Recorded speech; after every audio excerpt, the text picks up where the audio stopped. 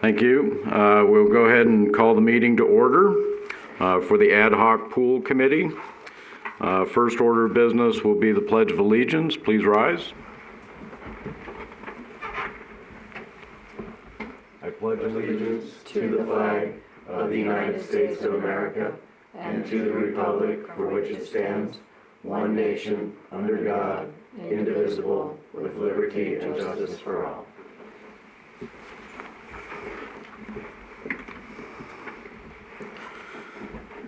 Okay, next item will be public comment. During this portion of the agenda, you may speak on matters that are listed on the agenda specifically, and each person has up to 5 minutes to speak. Is there anyone wishing to speak in public comment? Mr. Volz. Good afternoon, committee. For the record, Fred Volz. There are a number of concerns with information in agenda items 3, 4, and 6 that deserve comment and resolution. In the Finance Department narrative, there is no disclosure or absolute assurance that the definition of excess revenue will exclude excess utility revenue. Past assurances that these enterprise funds would not be touched have been bypassed when the need for revenue in other city operations was arbitrarily deemed urgent. Of greater significance, Boulder City has very modest sources of sales taxes and property taxes. Property tax increases are capped by the state.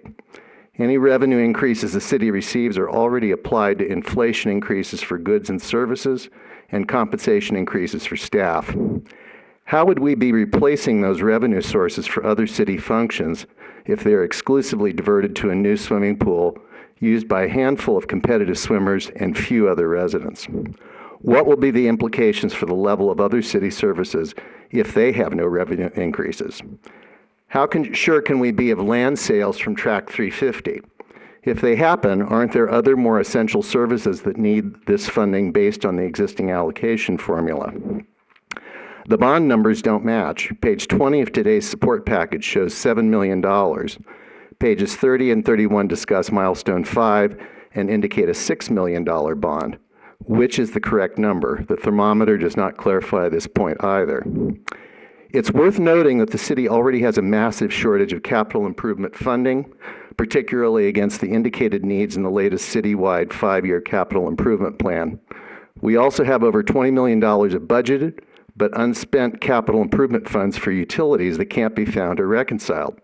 The thought of further starving capital projects for critical repairs of streets and other widely used city facilities for a discretionary, sparsely used pool suggests questionable priorities. As with last June's ballot questions, the presented analysis makes no mention of financing costs.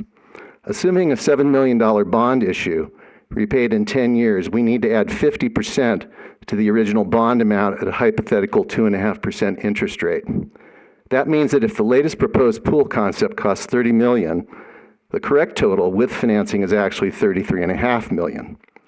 If the public rejected over $42 million of borrowing for a new pool complex, not knowing that the hidden borrowing costs would have brought that total to over $80 million for 30-year bonds just 7 months ago, why would voters consider supporting a mere $8.5 million reduction of supposed pool complex expense? The inability to substantially reduce the initial total cost of a new municipal swimming pool, plus unknown operating expenses, suggests how untenable a new pool is. Regarding the possibility of grants from other public agencies, those agencies are funded by taxpayer dollars as well. Is it appropriate for Boulder City to fund a discretionary pool by taking scarce public dollars that could go to maintaining essential services? As the committee's consistent intent has been to find a way of building a new pool, no research or consideration of other options has occurred. It has been suggested that we make arrangements with RTC and the City of Henderson to use their competitive, state-of-the-art swimming complexes.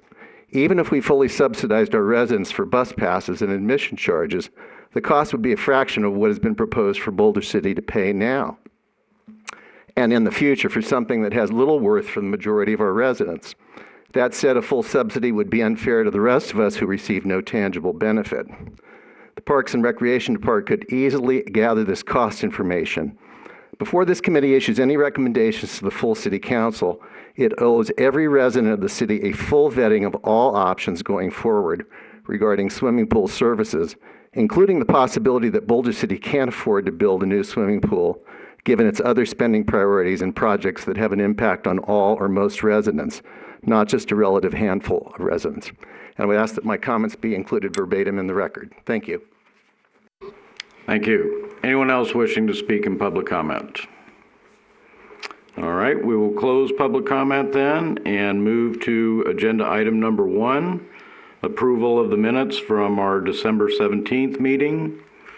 Anyone wishing to make a motion? Sure, I will. And the motion would be? To approve the minutes. I will second it. All in favor? Aye. Any opposed? All right, we'll move to number 2, receive report on how city land lease revenues are distributed. Mrs. Pelletier? You have the report before you. It basically gives you the background and gives you the information of the city charter, and then the further clarification done through the city code. And then it talks about the 4 funds that were created last year, which is the compensated absence, extraordinary maintenance repair, vehicle equipment replacement fund, and the revenue stabilization fund. So those are all part of the use of the lease revenues. Okay, and that's the portion that is determined by the city council, the 60% that is not committed. I guess I can read it to you. Again, going back to the Well, right. language, it's 20% to the capital improvement Yes, fund, yes. 20% to the general fund, and 60% to be determined by the city council. But that was further changed to say 80% to the general fund. And that right now is 76% to the general fund, 1% to the vehicle equipment replacement fund, 1% to compensated absence fund, 1% to extraordinary maintenance fund, and 1% to revenue stabilization fund. Okay, so the 20% that goes to the capital improvement fund, that I believe is in the charter language Yes, and that requires voter approval. for any change. So we can't use that money unless the voters approve. To take money out of that fund. Yes. Okay. Okay. Does anyone else have questions on that money? Just to clarify, so I see right here in this ordinance that 80% to go to the general fund. Obviously, we have the other 4% now that goes out. We could theoretically change so that more goes to the capital fund through a new ordinance, right? So that we have more than 20% going to the capital improvement fund. But again, that still would not be accessible without a vote of the people, correct? Correct. Anyone else?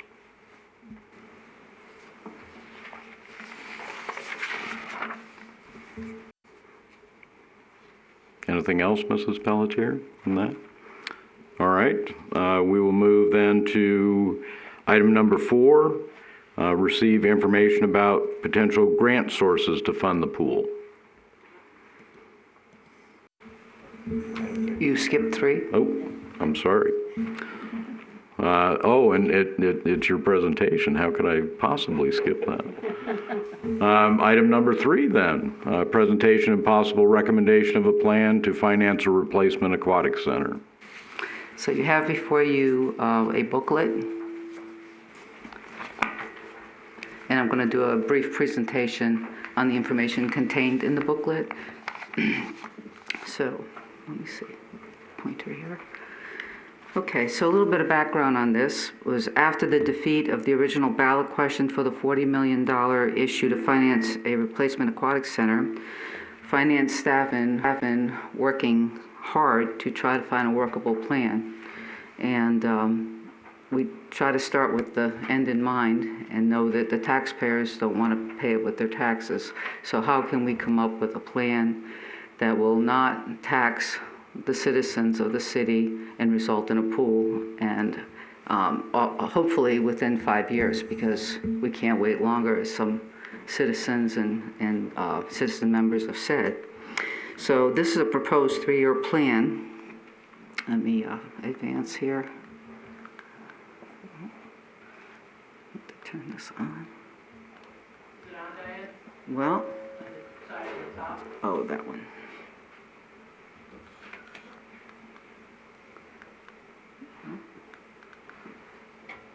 It is on. You got it? Okay.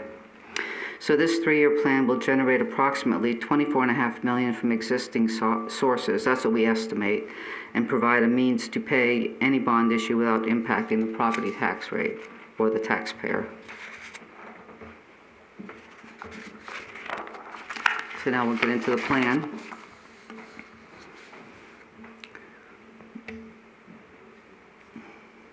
You want to advance the slide?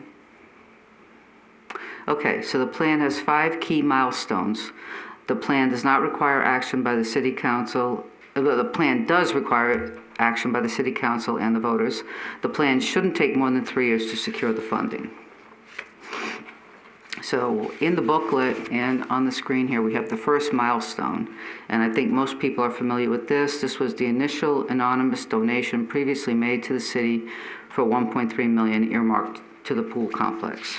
So that is part of the first, that's the first step, which we already have in place. Milestone 2 is we propose passing an ordinance to capture excess revenue over expenditures for fiscal year 19, 20, 21, and 22.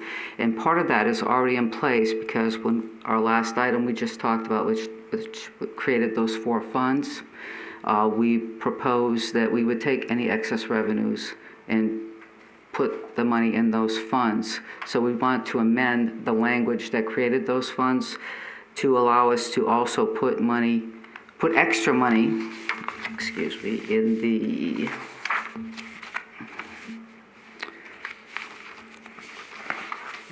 I have too many papers here. So we want to put extra money in the extraordinary maintenance, repair, or improvement of a capital asset fund. And the pool would qualify as that. So we want to have a sub-account off of that account and put excess revenues. So essentially, we would amend the language of the original ordinance passed last September to allow us to put additional revenues as a sub-component of that for the pool. One more time, what was the subcomponent of which one? It was called the Extraordinary Maintenance, Repair, or Improvement of a Capital Asset Fund, which is letter C on the previous agenda item. Okay. So we would amend that ordinance to allow us to put additional monies under that umbrella specifically for the pool.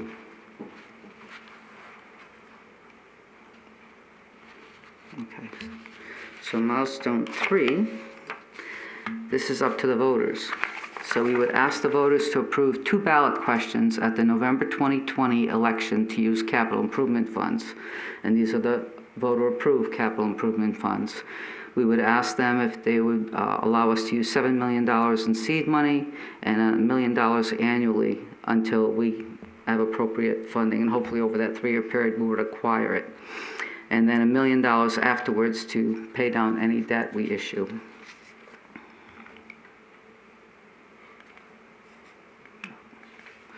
Milestone number 4 would be another question on that ballot, the 2020 election, to reappropriate the already approved land sale proceeds of Tract 350 to be used towards the pool construction instead of debt service. So again, it just puts it in the hands of the voters whether they want to do that or not. Milestone number 5 is another question for the voters, but it only happens in 2021.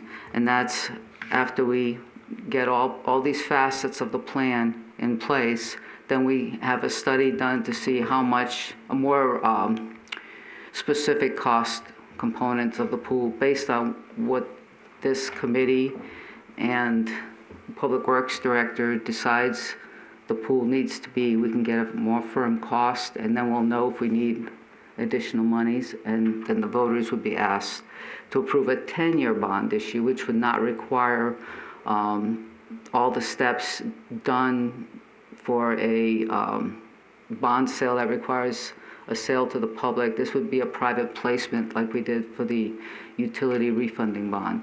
So this wouldn't include all the costs associated with a bond that's sold to the citizens, it would be sold to a bank holding company, and we could probably get terms, or we could pay it down quicker. It'd be a lot of benefits to having that done, and we could probably pay it back sooner than a 10-year period, but the max would be a 10-year bond issue on that.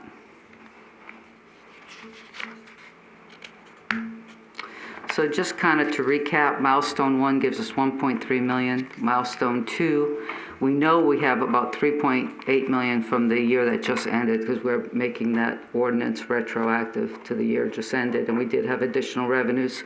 So we know that'll give us some additional revenues already that we can put in there. And then we estimate that we might get another million each year for the next 3 years, maybe a little bit more, but we don't know for sure. It all depends on whether solar leases the options get exercised. So milestone 3 is the 7 million that we hope the voters would approve if they want the pool, and then an extra million a year or 2 million a year if they approve the amount for the construction and then the amount for the debt service. Milestone 4 is the sale of the land. Reappropriate that instead of to debt, but reappropriate it for the pool. And we believe that would bring in approximately 10 to 12 million, because there's been a lot of developers that have inquired on that land around the golf course for development. So we believe there would be a very competitive process and could yield more than the 10. And then milestone 5 would be determined based on all the other milestones before it. So it could be less than 10 million, it could be 7 million, it could be 5 million, it could be none. I mean, we don't know, but we believe that probably no more than 7 million. So the next item here. Okay, it is estimated that if the City Council approves the proposed text amendment and the voters approve the ballot questions in November 2020, that the city can generate about 24.5 million for the pool reconstruction, and the number may be higher or lower depending upon the land sale. And then if the bond is necessary, I kind of just said all that, it would probably max be a 10-year issue, and it would fill in the funding gap, and we'll know the better costs based on what this committee comes up with, and the Public Works Director hopefully fine-tunes the existing estimate.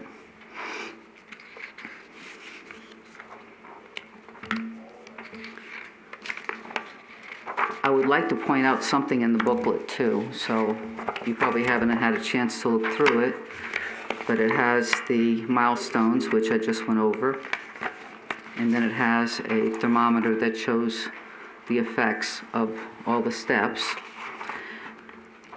And then we have on the page 6, what I did want to do, and this took a little while, was I want to thank the city manager and Brock Armentrout, because I probably drove them crazy working on this thing, asking a million questions, and did collaborate with a lot of people to make sure that I wasn't overlooking anything. So the city clerk has looked at this and checked off that, yeah, she believes this is a good plan.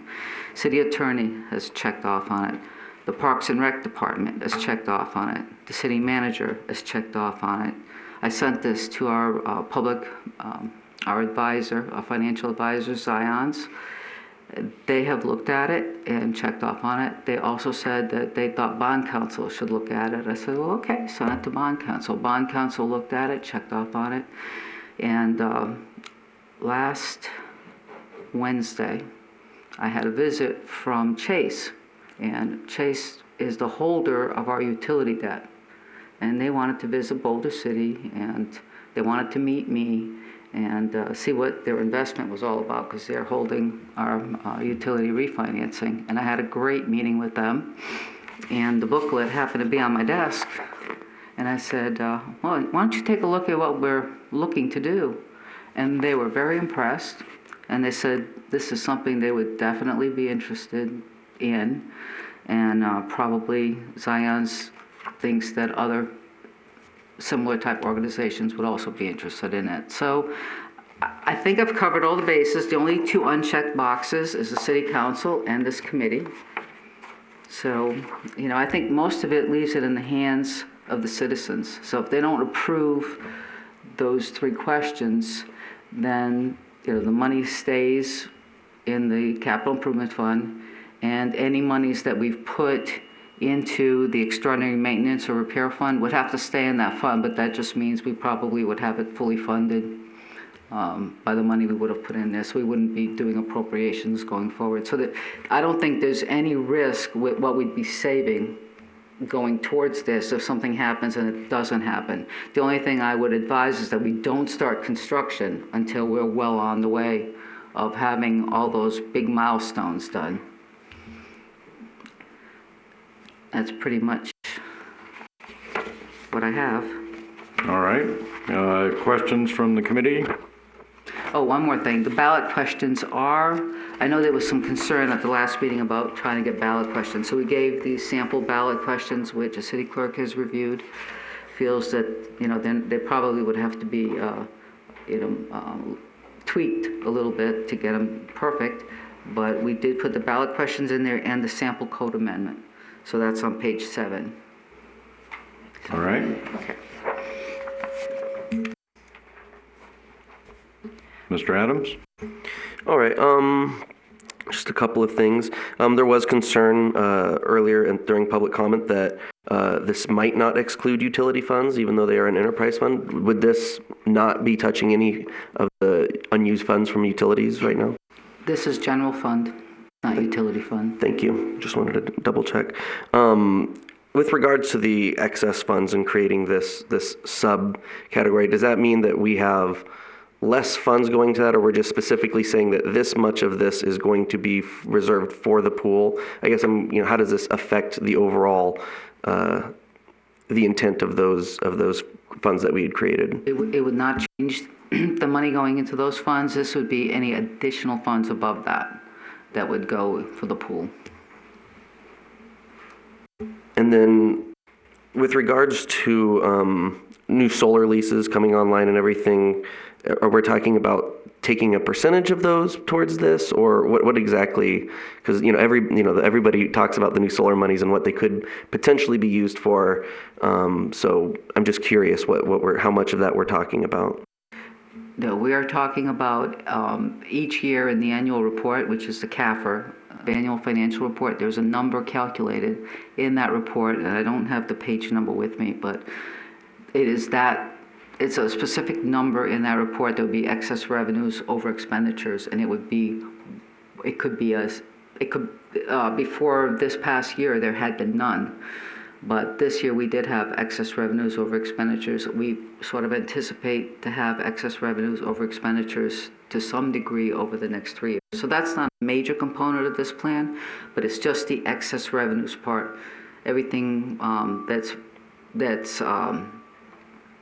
the leases will go as budgeted, the 20% into the capital improvement fund and the rest of it into the general fund. This is just excess revenues. Okay, so this is across the board, all of them total, this is the extra money coming from the that? General fund. Okay. Yes. And then it was noted in there that, some of the concern with the language last time was that it didn't necessarily commit to just an aquatic center, but for potential other Parks and Rec stuff. There's no concern that we don't think that we could get the language that makes it specific to an aquatic center and not other potential needs. Is that true? I don't believe the bond council would have to approve the language because it would not include selling bonds on the open market. So I think we could have more flexibility with that. I'm not an attorney, but that's my opinion on that.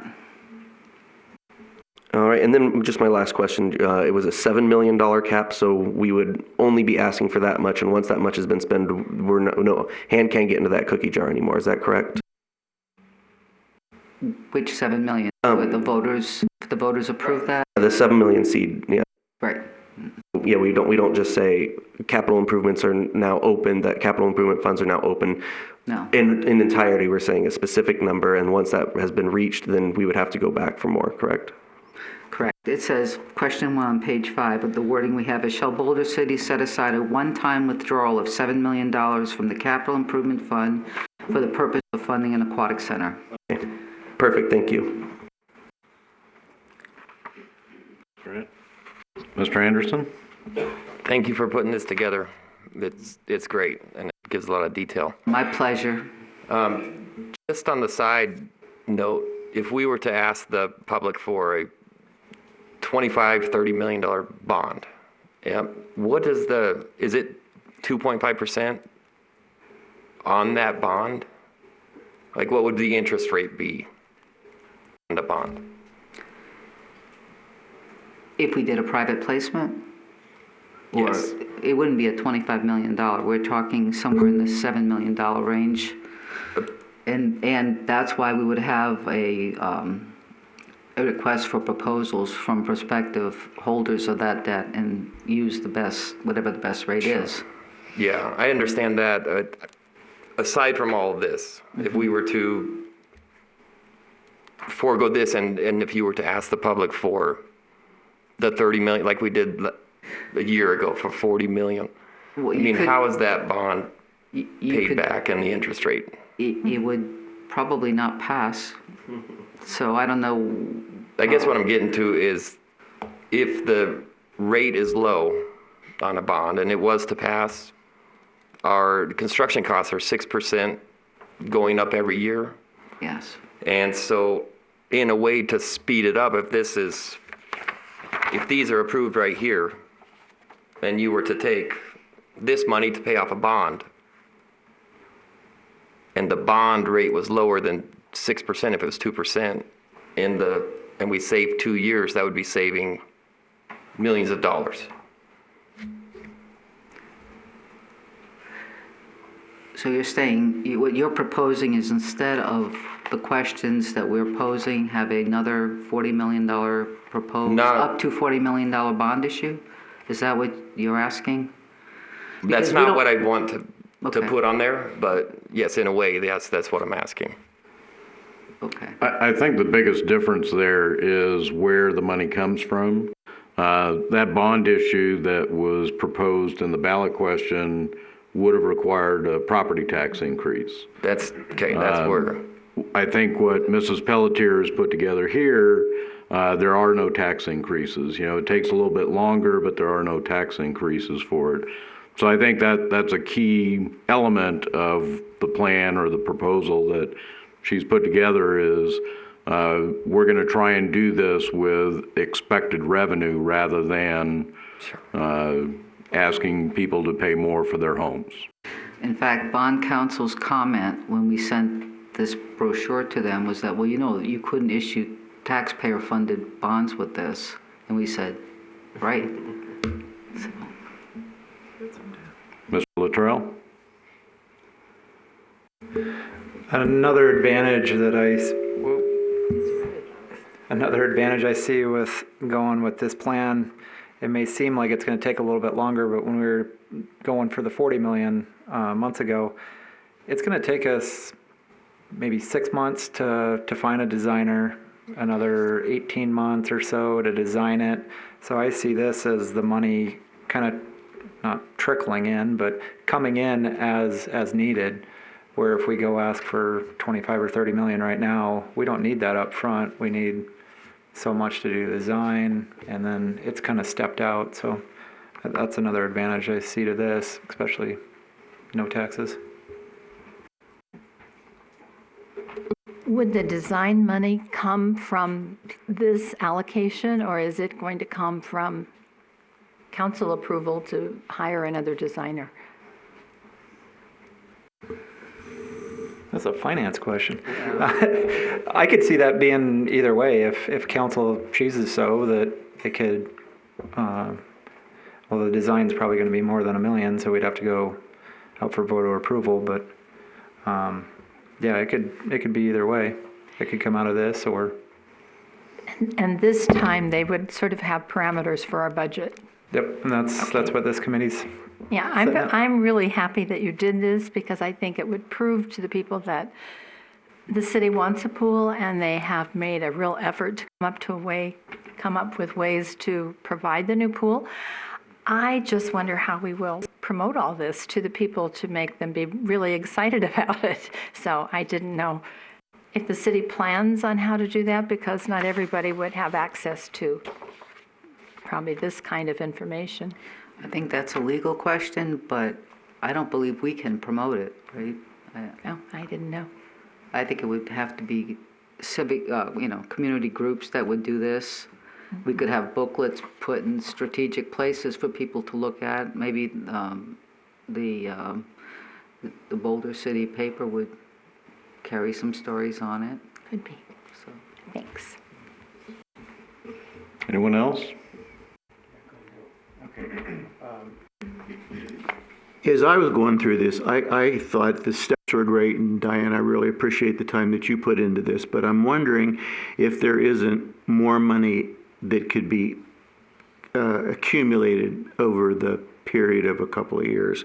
For one thing, I looked at the audit report, and on page 18 of that audit report, it's got summary statement of changes in net position, and on page 18, the revenues over expenses for the prior year that ended last June 30th, the revenues over the expenses were $28.2 million. And so I think that, there seems to me that there's more money, and I don't understand what's accounted for and what isn't. But when I look at that, and then I look at the financial reports that was presented to council in December for the period ending 10/31, in 4 months, the revenues over, not the revenues, but the increase in the cash in the bank was almost $9 million for 4 months of this current fiscal year. So I just wonder if there isn't ways that, and I understand that there's restrictions on what some of this money is, but I'm also wondering if council doesn't have the authority to move more money into the pool.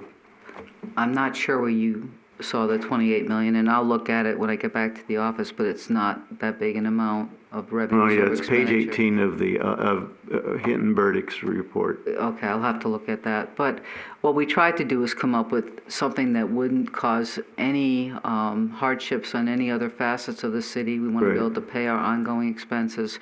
We don't want to try to take a big chunk of money at once and then put the city at risk if something happens. So this is kind of a responsible way. We felt we can do this over a 3-year period. So we feel very comfortable about it, that it's not going to burden any other projects or services that the city provides. And, that's why I wanted as many people to look at it as possible so that they could punch holes in it if there's something I'm missing. But we probably could do more, but I would not advise that, because I think I'd rather be a little bit cautious and feel like this gets us to the end of that road and doesn't jeopardize anything for the city that I can see, and that all these people that looked at it felt it was a doable plan. Okay, thank you. Diane, I just want to thank you and your staff for coming up with this, and the city staff. And I think one of the best things about it is going about it this route is not increasing the people's taxes on their homes or property. And I think that's a big way to sell it to the community, and just through talking, and I think the public's going to really enjoy hearing that. So, thank you. Anyone else? A couple of comments I had is, one, we've not made a recommendation that we're replacing the pool yet, and I think that's an important thing to remember. That decision has not yet been made, that the replacement is the only option available. So I just want to make sure we keep that in mind. The other thing is that when we look at these revenue sources, again, I appreciate the fact that you have been cautious about this. I think that the impact would be unnoticed by the community. In other words, we're not taking money away from a program to do this. We're simply saying we expect additional revenues to come in over the next few years, and some portion of that would go to this particular project.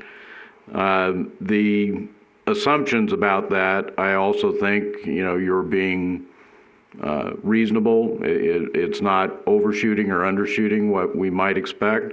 In fact, they're probably, if these solar leases are exercised, which, at least all indications are that that's going to be the case, there would be even more revenue than that coming in, substantially more.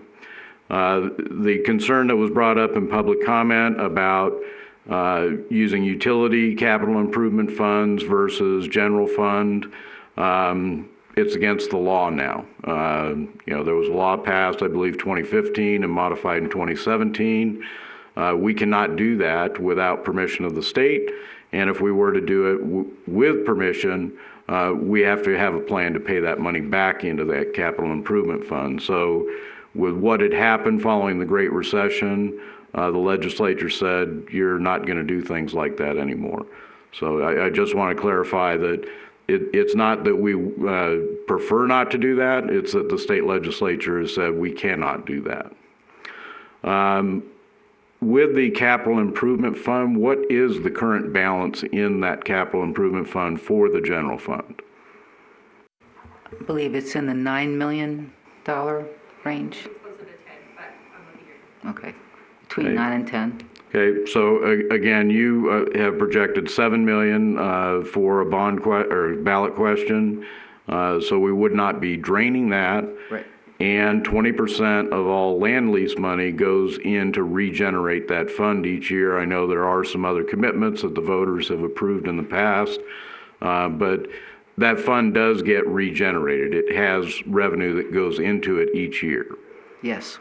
Okay, and right now, that would then be about $2 million a year.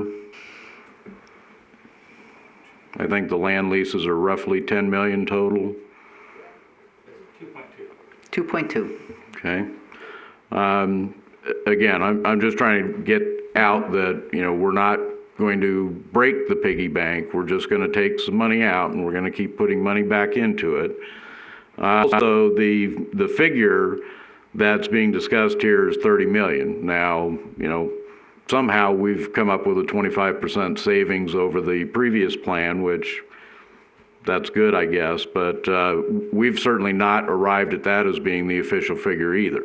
Potentially, we may find that we're going to have to reduce the scope of the project even further. There's always the possibility that it gets designed to have certain elements that would not be constructed but would be planned to be built in the future.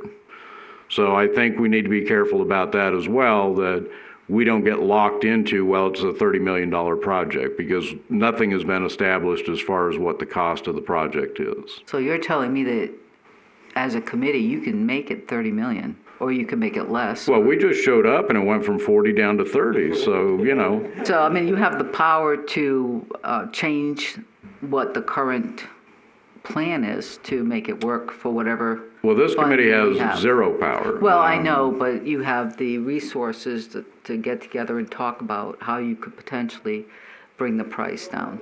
Correct, and I think that's what we did 2 meetings ago, was we talked about the elements that we believe are important to the pool, and that removed several of the elements from what had been called the community preferred design before, things like the outdoor pool. We simply felt that that was not something that could be afforded at this time. Again, it may be something that could be added later. If the design is done in such a way, we may find, 5, 8 years from now, something like that could be done. But I just want to make clear that these figures are estimates. We have to have something that we talk about. But we're not locked in at 30 million. That's still just a figure that, based on some very rough estimates, might be the outside figure for it. So. But I think Keegan has been doing some work on this Hollywood pool. Do you want to talk about that a little bit, or is that later? Later. That's later. Okay. Yes, and there, I mean, pools get built by different entities around the country all the time. I know when we looked at the pool that had been constructed for the event in Las Vegas, talking with the sales representative from that company, they do a couple dozen of those types of events each year. And with this new International Swim League, he felt that they would probably be doing even more of those. So, I'm sure we're going to be able to get a firm cost that we can talk to the voters about. But I just want to make sure we don't get locked in at these amounts because we've not determined an amount yet. Right, and you don't need that firm cost until the 2021 ballot question is due, so it gives you a year. Okay, thank you. Mr. Adams? I just had one other question with regards to using the capital improvement fund money. So we were in the situation where there was a potential for a pool to be available, but it kind of needed to be able to pull the trigger quick. Obviously, that's not very easy for a city to accomplish, to just do that because things take time. Once that money has been approved of, can that money be, all of that money can be spent without needing to go back again to the voter approval to say for this specific thing if it's over a certain amount. Is that correct? As long as it's used for the pool or the pool complex. I just wanted to double check. That's how I assumed, but I want to make sure I'm clear on everything. I'm not certain of the specifics, but I believe the NRS has some definitions in there. I don't know if it was 3 years but as I recall, there is a statute that specifies how long a ballot question is valid for after approval. I'm not sure about that. Yeah, I just recall that from when the $40 million question was being discussed, that you only have a certain amount of time before that authorization would lapse. But the one thing I didn't say was I would suggest that this be approved to send to the city council if the committee approves of this idea. So that would kind of help with one of the other agenda items of what you're going to do for ballot questions and all that. So I just feel I should probably say that at this point too. You're looking for a wider audience for your work product there. I don't know. I'm trying to help the city get to a pool. I tell you what, why, and again, I have no objection to that, but why don't we wait on the committee coming to a decision on that until we get to that agenda item? Okay, thank you. Any other questions or comments? Can I ask a clarification of what Mr. Adams just asked? If the money is accumulating and then suddenly there was an opportunity to buy a Mirtha pool or something like that, whatever was in there could be spent for that? Since it had been committed? I think we would make a decision based on where we were at in the process and what else we needed, because a lot of these things I believe shouldn't be spent until we feel like we're almost at the finish line. So that would be my only, to buy a pool like with just the anonymous donation, I don't think would be a good idea because we don't have the rest of the money to do what needs to be done to the site. So I think it would be something that could be considered, but I think it should be done with analysis and the pros and cons of doing things like that. So, I would think you'd probably be talking at the 3-year interval before you could do something like that or would want to do something like that. Thank you. Anyone else? All right then, again, thank you for the presentation on that, and we will move to item number 4 this time. I believe I have it correct. Potential grant sources to fund the pool. That's my item again. Your name's all over this packet, Ms. I Pelletier. know. No, I'm not going to take Keegan's. He can do his own.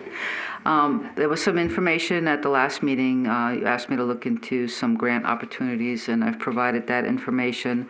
Unfortunately, none of these grants really fit the city's pool needs. I'm not saying there aren't other things out there, but everything that we looked at had caveats and conditions that didn't really meet being able to use that money for the pool. But I did want to provide all the information I did have at this point. Thank you. Any questions or comments? Mr. Adams?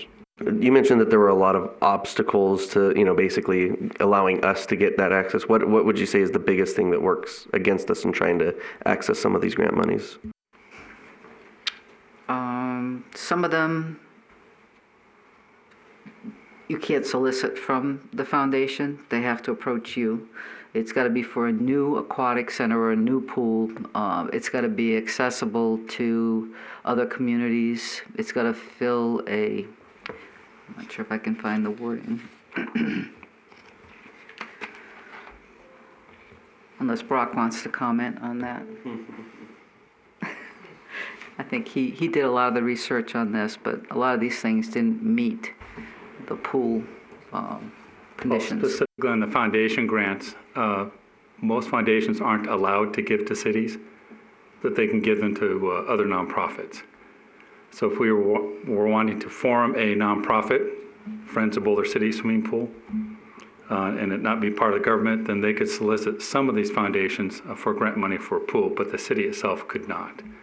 And then some of the foundations we looked at, especially some of the ones that we had received money from in the past, they make it very clear now on their foundation sites that don't call us, we'll call you, as they look for different things. Or in one case, they changed their mission. They're not funding recreation activities anymore, they're funding educational.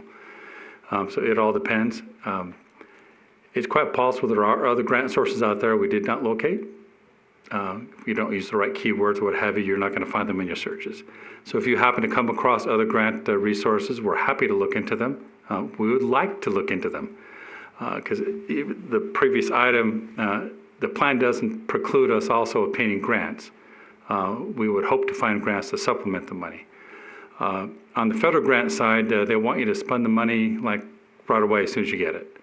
And even then, the programs that the USDA had offered in the past, although not currently open, were for communities that did not have a pool currently. So that automatically takes us out of the picture because we already have a pool. And those pools that they were funding were outdoor pools only, and they were $1 million or less. An outdoor pool here without a bubble, we're not going to get any patrons. So. But I hope that answers your questions on the obstacles that we faced. And then, like you said, obviously this isn't a complete exhaustive list of every potential grant that's available. But when in your day-to-day, I guess, when we're looking at other grants and everything, how often, we've done this work right now to look into other possibilities without just dedicating hours nonstop to trying to find just this one. How are we looking into obtaining grants? What is the possibility that something might come up? How would that even come up in your day-to-day for another potential? I have the complete catalog of federal domestic assistance. It fills 2 3-inch binders. Itty-bitty print. And you go blind going through that. So I subscribe to grants.gov, and I look on that website every week, specifically for any grant that a city is eligible for. And that covers all the different entities that offer grants. The Department of Energy doesn't always post their grants on that site, so I also go to their website independently for any energy potential grants for streetlight replacement or upgrading a substation or something like that. But all the other entities do post their grants out there that are currently active, and I do check that weekly. The most active grant program is under Health and Human Services. They do a lot of medical research grants, which we, of course, would not want, followed by the Department of Justice for criminal justice type grants. But I do check that every week. Thank you. Yes. Ms. McNay? Thank you, everyone, for all this detail and work, and I'm new, so I'm clueless. But when I was really glad to see that the Fleshmans, because I'm at the pool every day, right, Cherie? So I see the signage in there about who funded the original pool. And then I also wondered about Levi Strauss. They were also a donor in the original one. Are they no longer giving grants out? They're focusing more on education and sports, but not new pool complexes.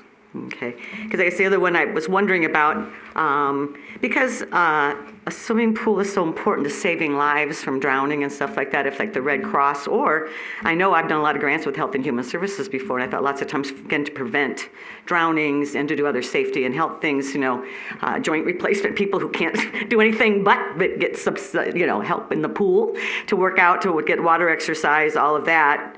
So I wondered about that. And then I guess I also think about, we have a lot of wealthy, generous residents and businesses in Boulder City. I mean, I'm just thinking, I'm starting to pick up pickleball, and that our Boulder Dam Credit Union is paying for the pickleball so much money.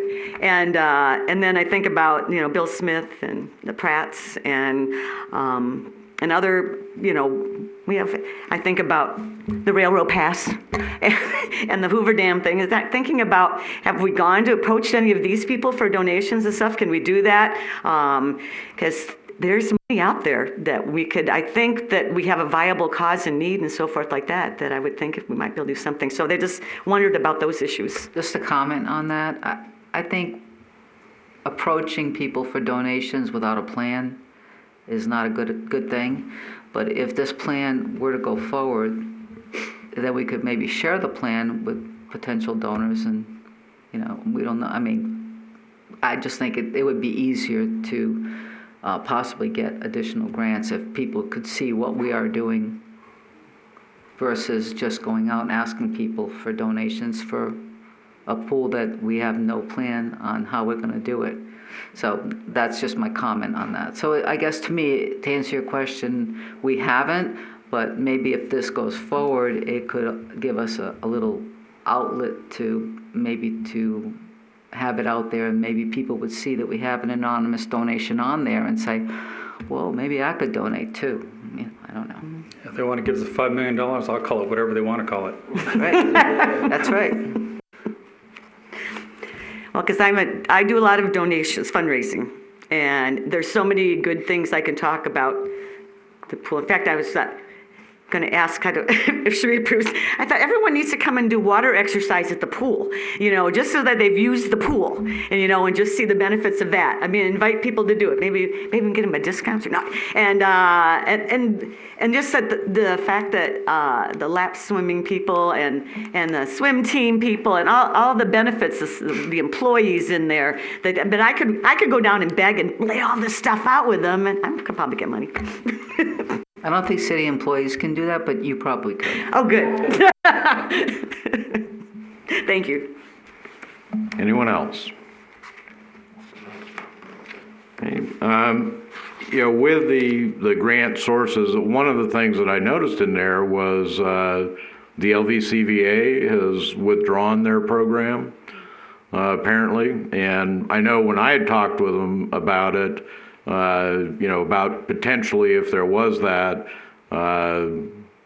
they didn't have a positive or negative response. It was kind of ambiguous, and perhaps that's why.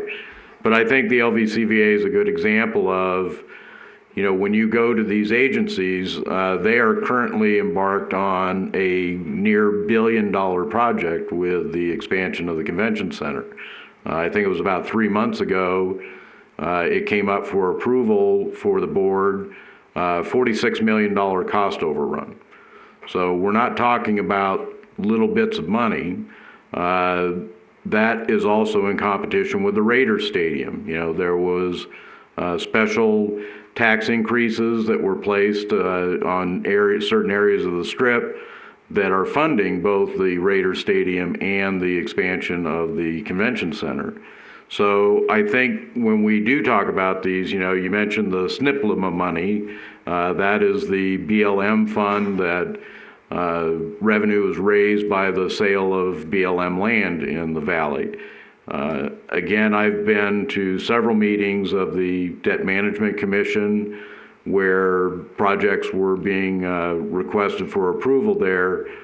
The demands on that money are intense. There are many groups that are looking at that, and Boulder City's been a beneficiary of some of that money with the trail system. The River Mountain Loop Trail was paid for with that money. But I also agree with Mrs. Pelletier that to go to people and say, we want to build a new pool, give us some money, they're going to say, well, we'd kind of like to know exactly what you're doing. And it would be in our best interest to be able to say, well, we do know what we're doing and have a plan to show them. So great. I certainly intend to pursue it with any of the entities that I work with. There is money out there. You know, another example is the regional transportation is providing the majority of the funding for the project out on Boulder City Parkway. So there is money available within the county, but there are also a lot of demands on those different programs. You know, we may look to the state legislature as well for something like this, but I think some of the suggestions that have been made about how there could be money available from the Department of Agriculture, for instance, as far as health and safety within the community, those are certainly things that I think we need to look at, but without having a specific plan. You know, Congress does its budget every year, and when they allocate money, they want it spent in that year. So to say, well, we're going to do something in 3 years, they're probably going to say, well, come back and see us when you're ready. Any other questions or comments? All right, we'll move to item number 5. Discussion regarding pool design element options and comparisons of similar pool facilities for the Boulder City Aquatic Center. Mr. Luttrell. Good afternoon, Mayor and committee members. I know the past couple meetings we've been talking about the different design options for the pools and pool. We left that on there in case anybody had any other recommendations, but then also, per your guys' request, did some research into comparable pools. So if we want to talk about other design options we want to include or exclude, we can do that first, or I can jump right into the comparisons that I found. Anyone have questions about the design elements? If we were to get a Mirtha pool, it wouldn't be $8 million, right, for the natatorium? No, well, the natatorium's the cover in like the pool. The cover and everything? Yeah. Okay. So we haven't done a full estimate on that. We wanted to get the dollar amount from the Mirtha company, and then we'd be able to come up with a rough estimate on what it would cost to dig the hole, Right. pour the foundation, Okay. and all that. And we haven't done that yet. Okay, so that's the main pool, and then the demo, what, other pool is like the four-lane one we were talking about or something? The demo This- existing pool at the top is to. Oh, is that to demolish it? Yep. Oh, okay, gotcha. Um, So the natatorium is both pools, yeah, if we were gonna go with two? The warm up and Right, and the kid okay. pool. Yep.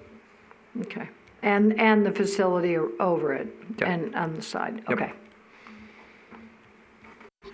And it was confirmed in our last meeting, I believe, by the representative from the health district that bubble structures are allowed. They're recognized as a possible alternative.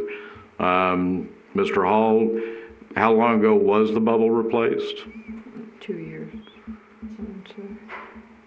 About like 2 years. What do you think? 2013? Really? Yeah. I don't know the exact figure on that, but Cherie says 2013, so that puts it 7 years ago. Do you recall the cost, just, approximate? I think it was about $90,000 to replace it. Okay. So when we're talking $8 million for the building versus using a bubble structure, that could be a very significant savings to go that route. So again, I think it's just something that we need to keep in mind. I was just going to add, because I know that bubbles aren't necessarily not everybody loves the bubble. However, it is also the potential that we could, in designing this, that we currently, that we say, right now, we're gonna go with the bubble, but down the road, if this allows us to get there first, and then down the road, we can then later put the thing. I don't know if that's possible or not, but I think that's something we should, I don't know, but I'm just curious if that's a possibility. Well, again, I think when you look at the dollar difference between those two, and of course, the bubble isn't a standalone feature. You still have the pool deck and all of that goes with it. But you're also talking about a very substantial dollar difference there. Mm-hmm. Okay. Anyone else have questions or comments? I just would like to say, in home public comments, they talked about a narrow group of people using the pool, but if we do have some fun aspects of the pool, it might bring in add some people to the pool. But I think it's community minded, and it's something that's an asset to the city, so. Well, and I think that's the thing with the community. I don't play softball anymore, but I used to. There are many things in this town that not everyone uses each day, but some segment of our population does. And with something like a pool, you're talking about new generations coming along all the time. So it's not just a narrow part of the population, because we have new children using things like that all the time. Exactly. So just don't want to lose sight of that, and hopefully we get a new pool soon. And I know from many comments I've heard from people, they're not using the pool because of the condition it's in.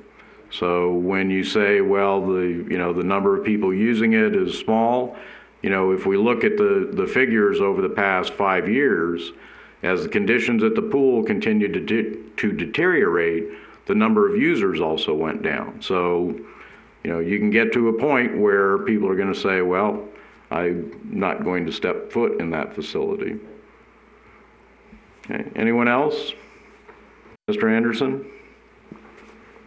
Going through the budget, like you said, it got back up to some 30 million, and we cut a lot of stuff off of here. I know there's mixed feelings on the panel about 2 pools. It might be good to check out is if one pool with a swim up area or an area that can be used for aerobics, etc., what the cost difference would be as far as one pool or 2. And if it's, feasible and it still works out for the swim team and for aerobics.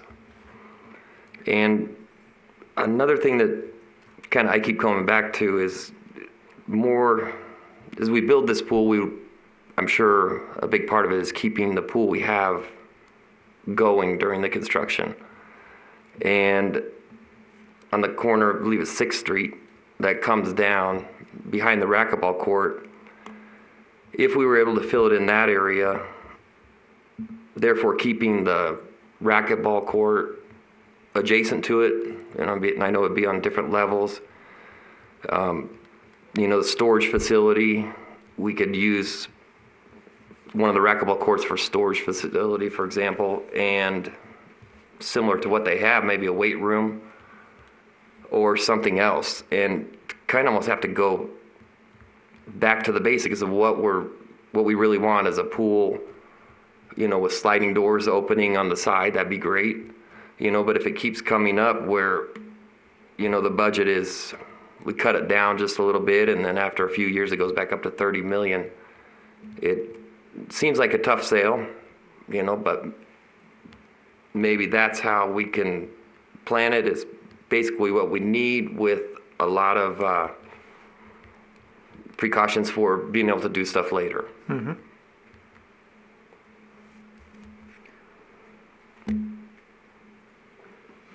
So, and plenty of parking on 6th Street. Ms. Carroll, you had a comment? Well, I was just going to say, I think the bubble is, I personally don't care, it doesn't matter to me, but I know with trying to coach kids in there, the breathing and stuff is kind of a problem, and the air quality. Also, I just think it's kind of a deterrent to have a bubble as opposed to a structure with a lot of windows and accessibility to the outdoors. I think that would generate more community participation than if we just go with the bubbles. So, And I've certainly seen other structures that are not the enclosed type bubble that we have. So there may be some alternatives out Right. there, but I agree, we don't want to construct something that no one wants to spend time in. Yeah, I know when, this is 20 years ago, but when I was swimming there and the bubble was up, nobody liked it, right? It was muggy, it was all that sort of stuff.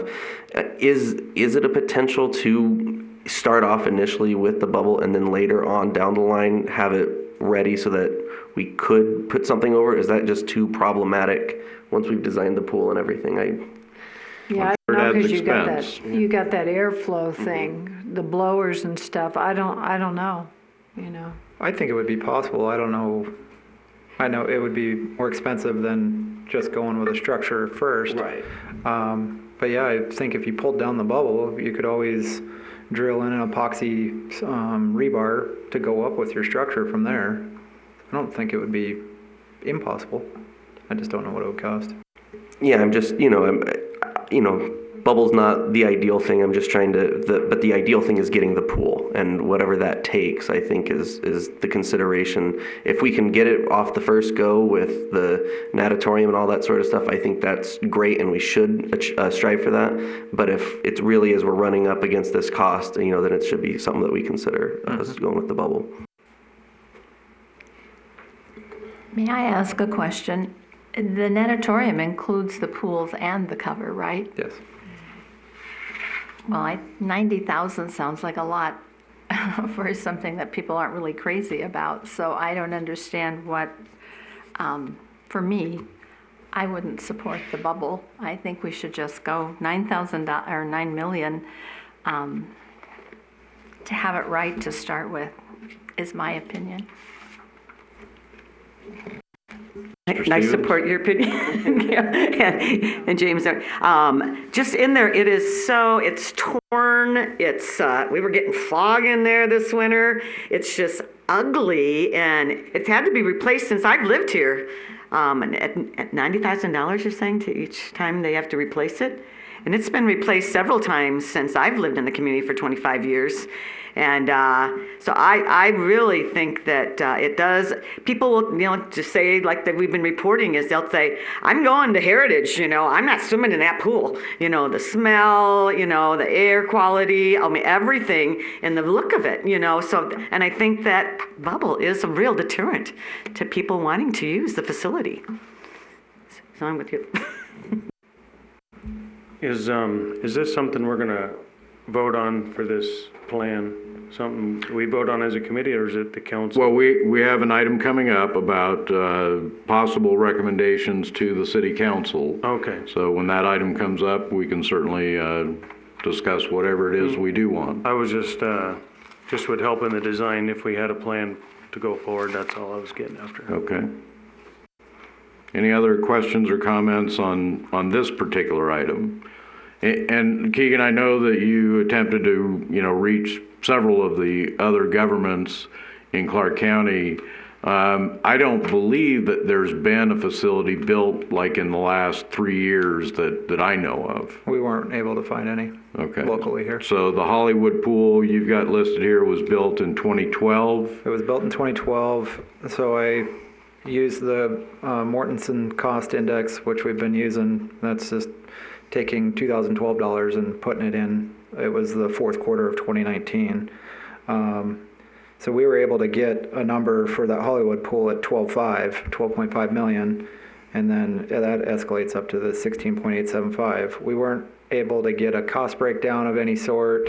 It was just, this is what it costs us. But it also, they didn't have design in there, construction management contingency, so that's what you see down at the bottom, and it essentially comes out to the 30 million, but it's a very similar setup they have there. They have an indoor 25 yard by 25 meter pool. They have a side teaching pool.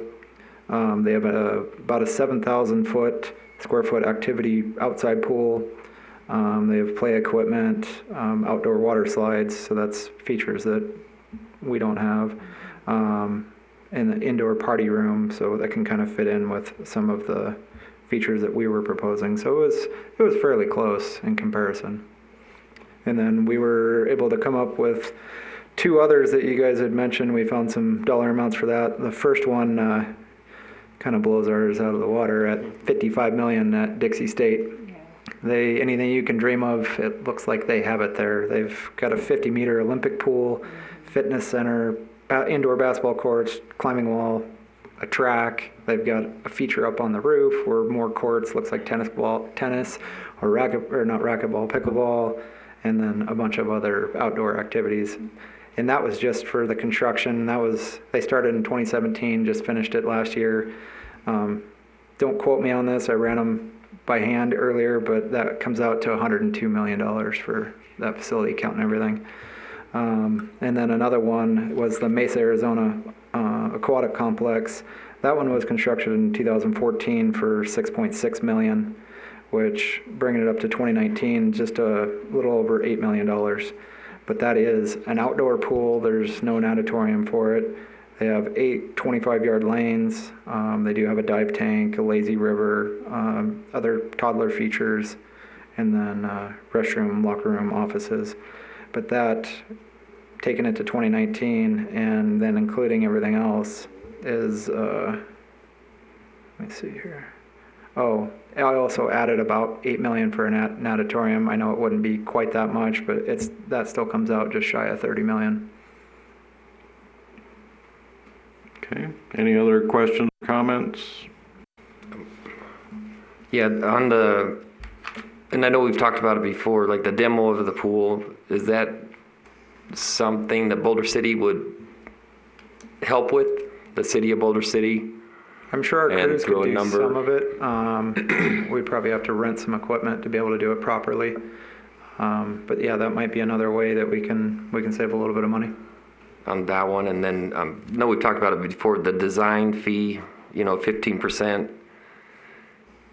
And I know it's hard to track down somebody who would let us use their design and tweak it a little bit, but that being such a big number, I mean, 2.4 million, it, kind of robs somebody's drawings. Yeah. I know they're charged for them, but there could be 5 to 7% in that one. Yeah, the 15% is erring on the side of caution. Industry standard is 12 to 15, so we pick the high end. I'd rather give you a high estimate and come in low than the opposite.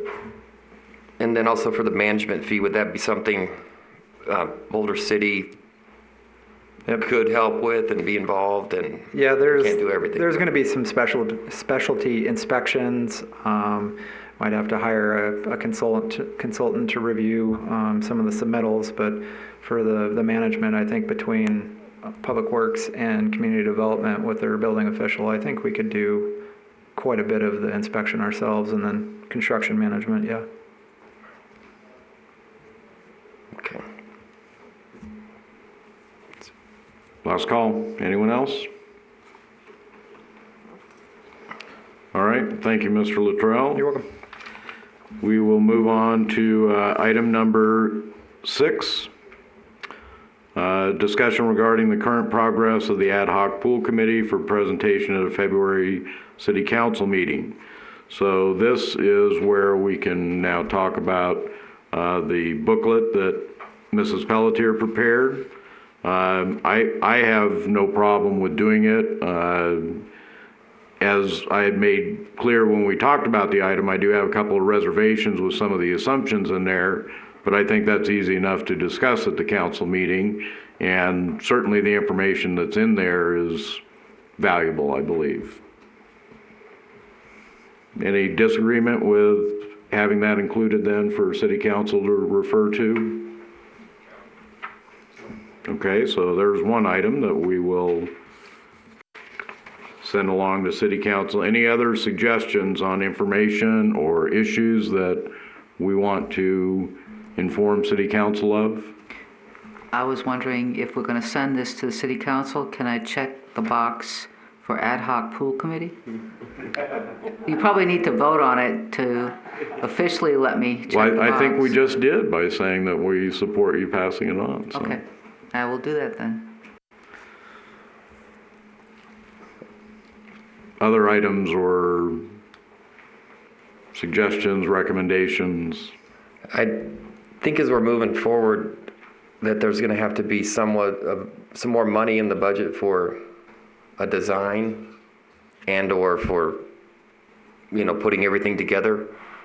The other company we're using pretty much out of money to be able to come back and design the pool. So that may be something that we will.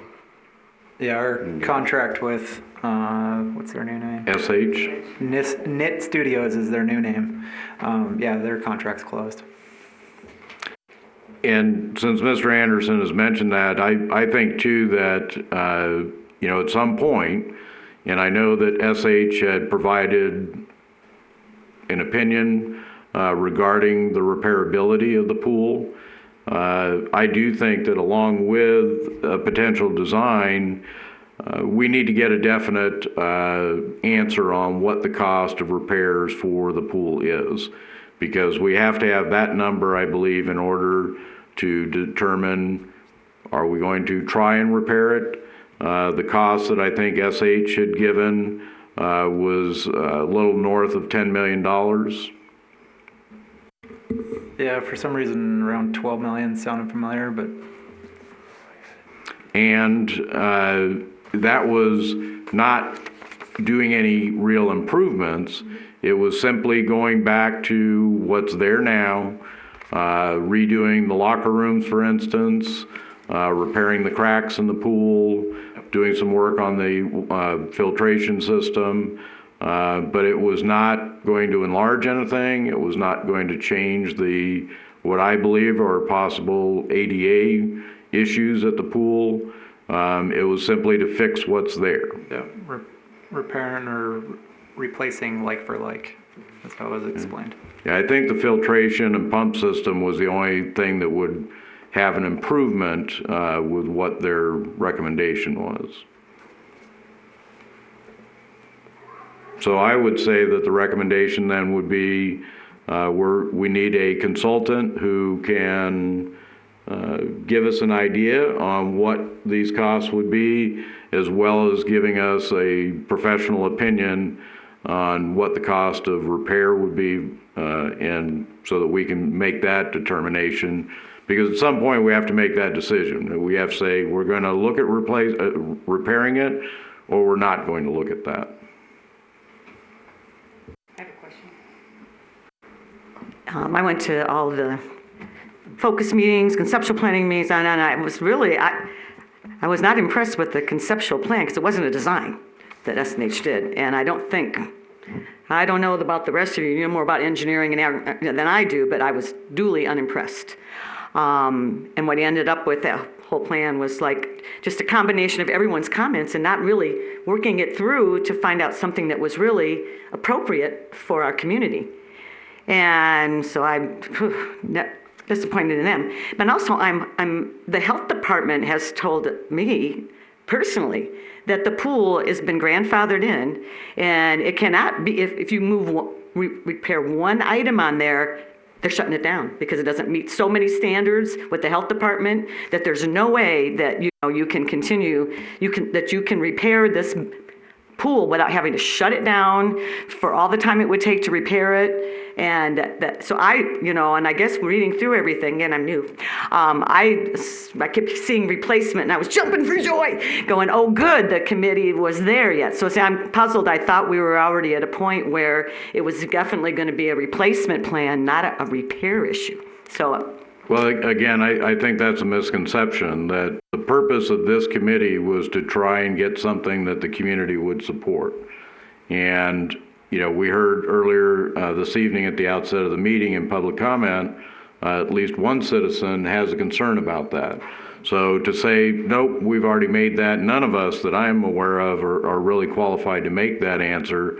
We had someone from the health district here at our last meeting who seemed to indicate to me that none of that's true, that if you touch one thing, that everything else has to be replaced. He talked about a couple of different options that might be available. So it's great to talk about things that were talked about in the past as though they're in the present. But what we have found out is we're really not able to use a lot of the information from the prior plan in this plan if we're going to get the community to support it, because over 70% of the voters said, we don't support what you're trying to do.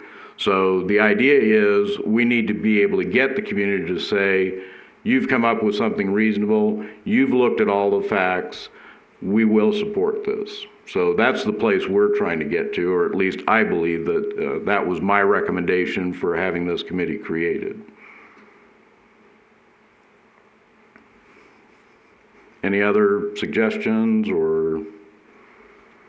Well, I'll put that then as a definite recommendation, including Mr. Anderson's suggestion that we're probably going to have to designate a consultant. It may be more than one. It may be an engineer versus, or in addition to someone else, but to recommend to City Council that they consider retaining a consultant to give us some solid figures, some definite figures, and give us their opinion, their professional opinion on the repairability of the pool. Any other recommendations? Yeah, I had a couple. I think most of them are actually summarized quite nicely in this plan. So, and way better than I could have worded it at all. One of the things that I thought should also be very important is that, you know, just a general progress report and, you know, provide some of the supporting documents we've received here. You know, so that council can review them. Things like Mr. Sikora's information on, you know, purchasing, you know, how we would have to potentially go out for bid, things like that. I think that would be of benefit to the city, to the rest of the members of council. I'm not sure the minutes or if there was a good presentation with the Murtha pool. Not that the Murtha pool is the most important part, but that those types of options are available. So I just think some of the more basic things, you know, we don't have to give them the big giant packet that we first got of everything that we had done, but just specifically some of the specific details that we've covered here as a general. And then for me, a big one was just that council should consider and prioritize quality and flexibility with the design.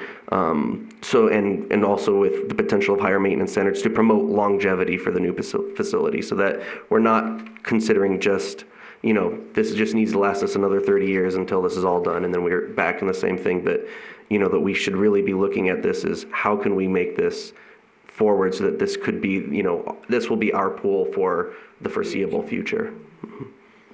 I don't know how you word that, but basically what I have written here is that council should prioritize quality and flexibility and higher maintenance standards to promote longevity of a new facility. Any comments on that recommendation?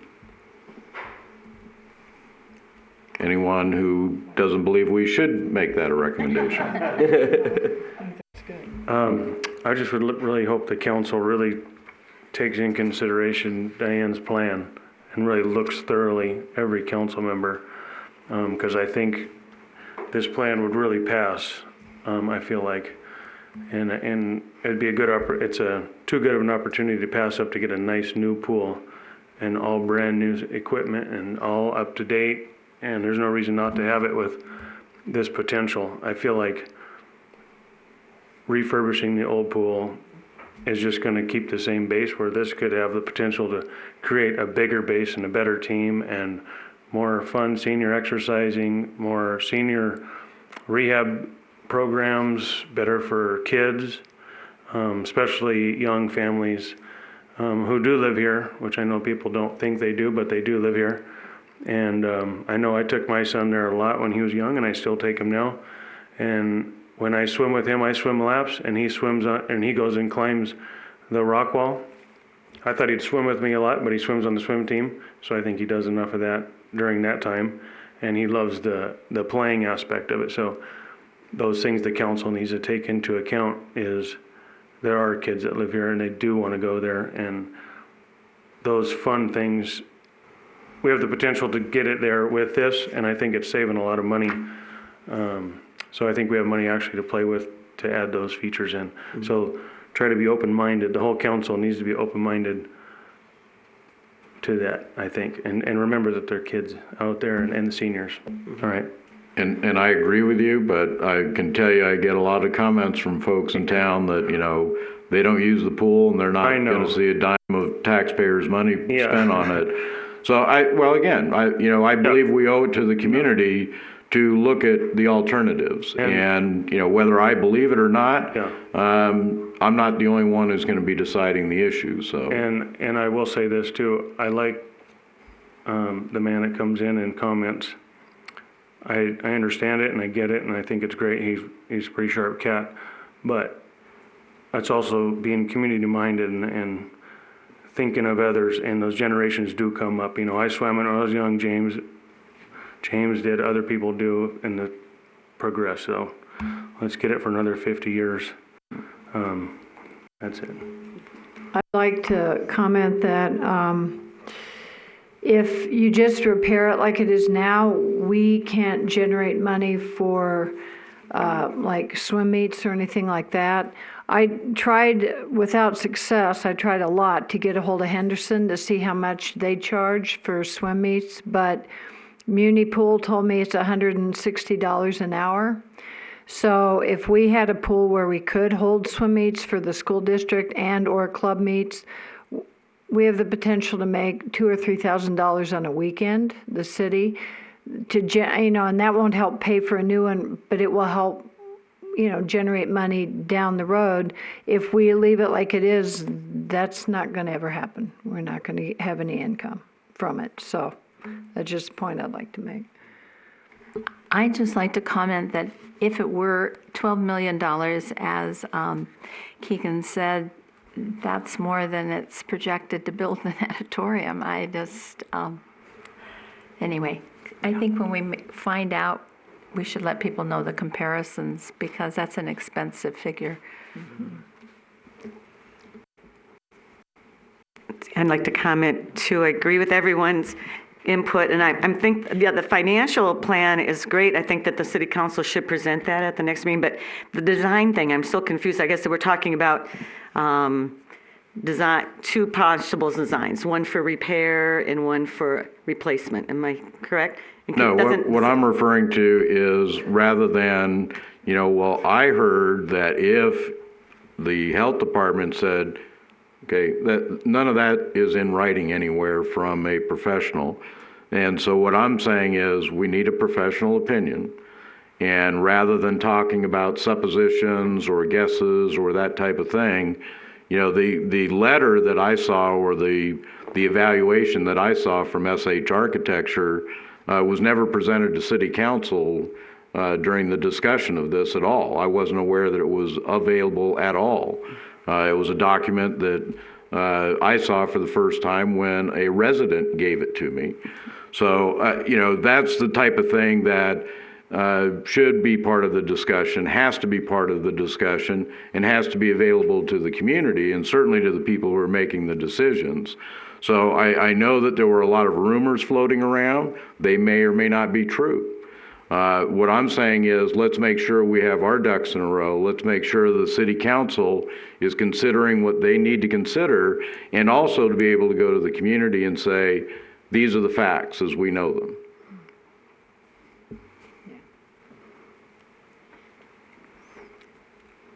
I guess I still, as a community resident, I want to know the information about both things that you're working on, to get the consultant for both looking at replacement and repair. Well, and I think I need to, I as a citizen want to know which way you're going, and that you're doing research on those issues. Yeah. And as I say, apparently SH Architecture had been asked to do that, but the information was never made available. Not to my knowledge, anyway. I don't know where the resident got it. But I was able to confirm that, yes, it was a product of SH's work. And I think something that's important here is, we could all up here already think that replacement is the appropriate way to go, and not renovation, or however you want to say it. However, it is our job up here to make sure that we have considered and heard, because we haven't we haven't even really, that's never been an item on the agenda to discuss, repair and stuff like that. And so I think we are beholden to make sure that we have those conversations. And then that way that information can be provided so that it helps the citizens come to that conclusion, because it's one thing for us to say, yeah, we think replacement is best, but it's another thing to say, here is the information we got on both regards, and this was the decision, this is how we came to that decision, rather than just saying, we know best, because I think that that's kind of what got us in the situation we were in last time, is that we know what's best. And I think if we have that information coming up, and, potential for another item here is, for future items, it might not be the one thing that everybody, but you never know. When we have the information up there, something might spark a light bulb and you go, that's something we can do along with this. So I just think it's important that we have that conversation, not just for us, but for the residents as a whole. I'll pass along a quote that the mayor of Henderson, Deborah March, had given me when I was elected. Without data, all you have is an opinion. And, everybody can have an opinion, but we need that data. And yes, it costs money to get that, but I think it's important.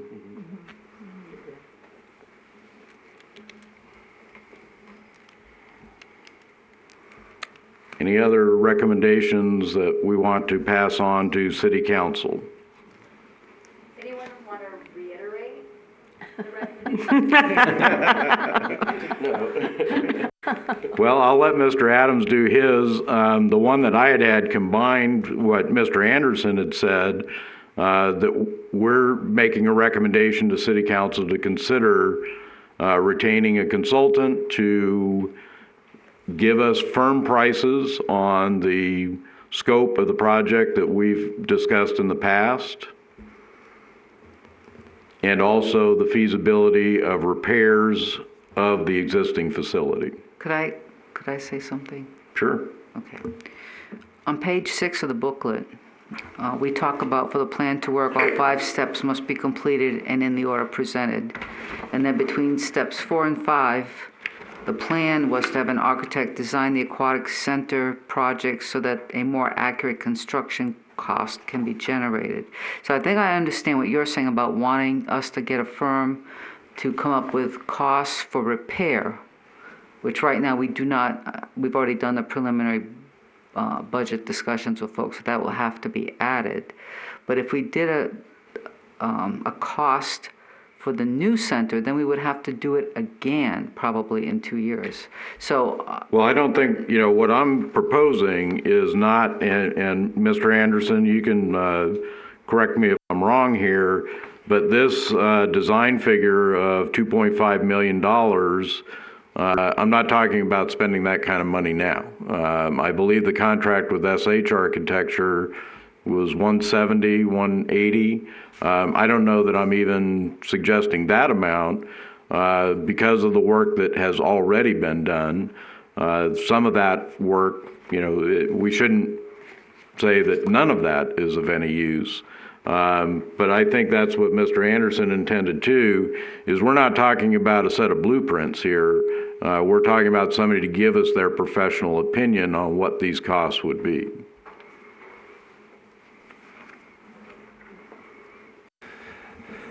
Yeah, and that makes sense. And I think what Diane was trying to say is, we do that now, which I think we should do now. But then again, if we were to follow the 5 steps or the 5 mile markers, we'd have to do it again. Well, once we start design or before we actually pull that trigger, as would probably be wise to get another estimate at that time. We'll get the really firm numbers once we actually do the design. We know exactly what we're going to build. That'll be the most accurate, but. And again, I think that, there was work done previously by SH. Whatever we're looking at now can use some of that information, and it would be the same once the financing, if the voters approve everything and the city council approves. Yes, there would be a need at that time to say, are these numbers still correct? But they would be using the numbers that had already been developed. Okay? So one of the recommendations for the next council would be to pass this packet Yes. Boom. Number 2. And then Mr. Adams had another recommendation. Yeah, it was just that. So we have that one. We have that we consider this, which I think is great. One was that just a general progress report that contains supporting information to some of the material that we have received here. Things like I said, the going out to bid, Mirtha, things like that. So presentations from city staff and professionals, doesn't have to be everything, but a general progress report on what we've done. Yes, thank you. But my other one was that council should prioritize quality, flexibility, and higher maintenance standards to promote longevity of a new facility. Of course, this is if we were to go with the replacement, obviously, but that's kind of where I don't want to put the cart before the horse with this, so. Another area that, we've not talked about extensively, but it is in our packet, and it's clearly important to this, the timing of ballot questions. We have an election in November of 2020, and we have a municipal election in June of 2021. There is a possibility of special elections. As I say, that possibility exists. But we know of those two elections. In the booklet that Mrs. Pelletier put together, there's some suggestions on the timing of that. I think that's another recommendation for City Council as well. Perhaps not to decide then, but these timelines are coming up fairly quickly on making decisions about going ahead with ballot questions. I think part of that needs to be to research into what the NRS allows, that if we were to ask the voters for the money from the Capital Improvement Fund, how long is that authorization valid? We wouldn't want to get, right on the verge of actually beginning the project and find out we had to go back to the voters again. As soon as the voters would approve it, that money would be removed from the Capital Improvement Fund and put in the appropriate holding account. Spoken like a true accountant. Thank you. Well, these timelines are really nice. I'm sure you can share. Well, I know the council has already discussed some of those, but yes, they're coming up quickly. The other thing that I would want to recommend to council is that the ballot question not be based on statements like, well, this will be for the design of the pool, because $7 million is way too much money for the design of a pool. So this is actually for pool construction. Some of that obviously has to be for design work up front, but that $7 million is actually going to pay for some of the concrete and the steel and all that. That was an issue for some folks with the ballot question as it was worded last June, that you got to be kidding me, you want $5 million to design a pool. Folks voted against that question as well. Any comments on that recommendation then, that That makes sense. council should consider the timelines of these ballot questions? Okay. Any other recommendations to go to council? Should we make a motion? Well, I think we've been approving each of these, and again, this committee doesn't have any formal authority, so we were tasked by the city council to do what we're doing, which is to make the recommendations. As long as everyone's happy. Okay, any other areas that we haven't discussed or other recommendations? Can I just ask a quick question? Who will be presenting this at the council meeting? Roger. Well, again, I think, for the work that Mrs. Pelletier has already done and the work that Mr. Luttrell has already done, the timelines, I know that the city clerk is usually the one who gives us that information. So we can talk with her if she would be willing to go over those timelines with us. I think what you're saying is a combination of all of us getting together and putting something together for the city council, and I'm sure we can work that out. Yeah, and just as we've done here today, each of you has an area that you're working with and would be able to be the best source of that information. Right. Yeah, we can work that out. Okay. Yes. Any other recommendations, suggestions?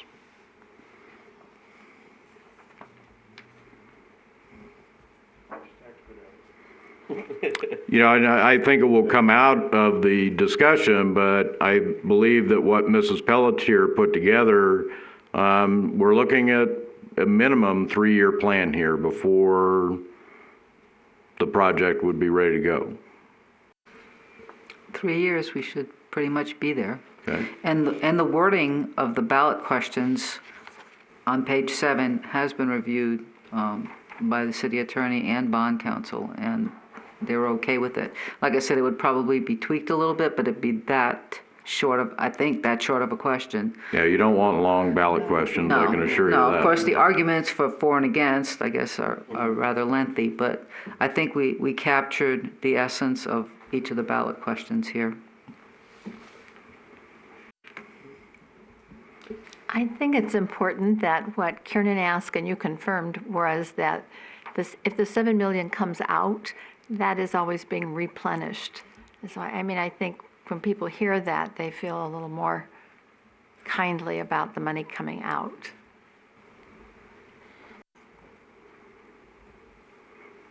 Okay, last call on recommendations. All right, we will, yeah, we got something accomplished, maybe. Yeah. Item number 8 then, item number 7. I guess we just discussed that.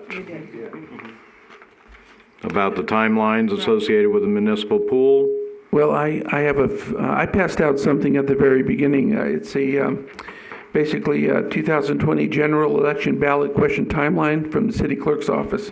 And if you look at that, the first thing that we are looking at is the February 11, 2020 City Council meeting, where a discussion of possible staff directive regarding ballot questions for the November 3rd, 2020 general election. City Council to direct the city attorney to prepare the ballot question explanation and digest.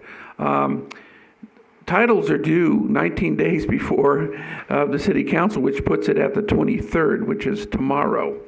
And if you want to, I realize it's short notice, but following the plan and following the thing, this might, I need your thoughts regarding this issue. Well, I think we've already discussed it, that, we want to recommend to the council that if these ballot questions are to go forward, if the council supports them, the time is now to accomplish that. Okay.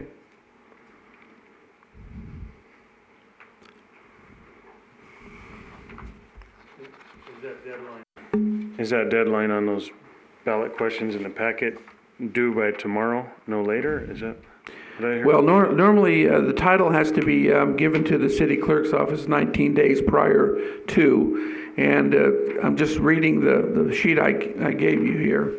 And 2011, if we want to talk about or have the city council meeting on the February 11th, 2020 meeting, we have to submit a title to the city clerk's office by tomorrow in regards to this. But go ahead. So if I'm not mistaken, I do believe that we have ballot questions for consideration, not regarding this, that are going to be discussed at that November 11th.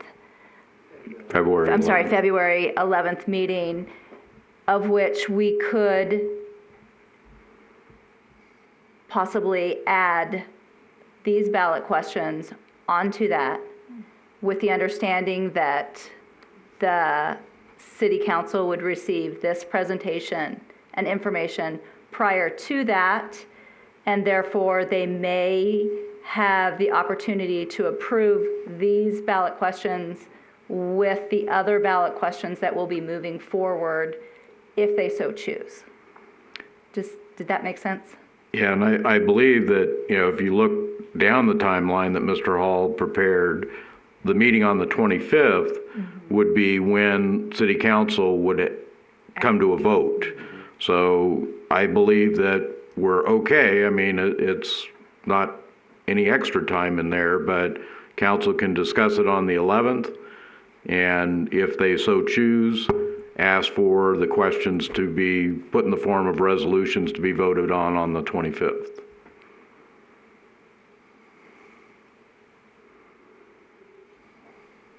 Okay?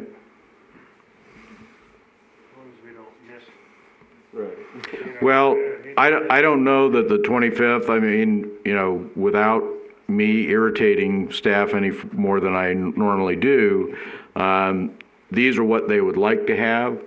I don't think they run into problems as far as law goes until we get a little further into it. But, we don't want to rush these things either. So to give everybody, staff and the council, time to consider this, I think we are now at the point where the 11th, we make the recommendation. If the council decides, they would then ask to vote on the 25th on it.